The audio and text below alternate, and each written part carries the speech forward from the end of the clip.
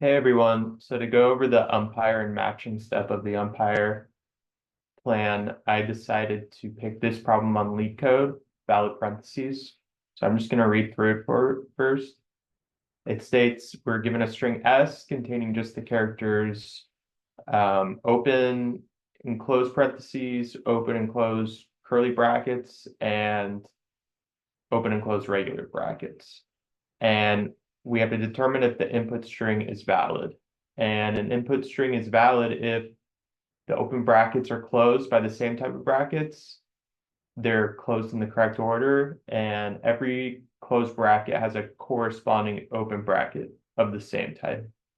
So they give us examples.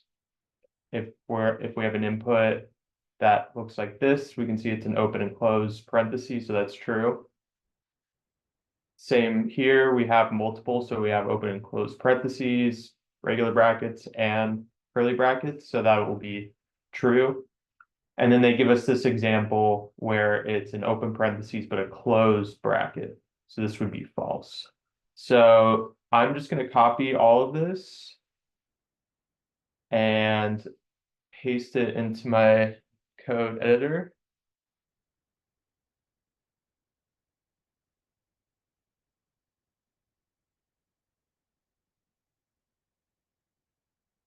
And I am just going to start with the understanding portion of this problem. So for the inputs, we can say that this will be a string, and specifically the strings parentheses, brackets, and curly brackets. And then our output will just be a Boolean value. So true if they're closed and it matches the problem description, or false that it does not. And just to go over some more examples. So if we were given this input of a parentheses, regular bracket, curly brackets, this we could say is true because each of these is a pair and they open and close, open and close, open and close. But if we had something like this, and then let's say that would be incorrect because you can see that these do not match. They're not the same brackets. Those would be false.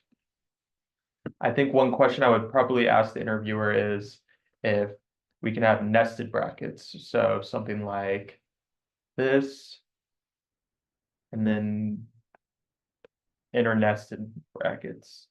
I think it's safe to say that this would be true because they close on each side, and this would be a valid Python statement. So for the matching part of this, since I think I have a pretty good understanding, I would say if we're given the input string, we'll probably need to loop through this string. And as we're looping through the string, we're probably going to need to keep track of the opening brackets. So we're probably going to need an array, and we are going to add to that array if it is an opening bracket.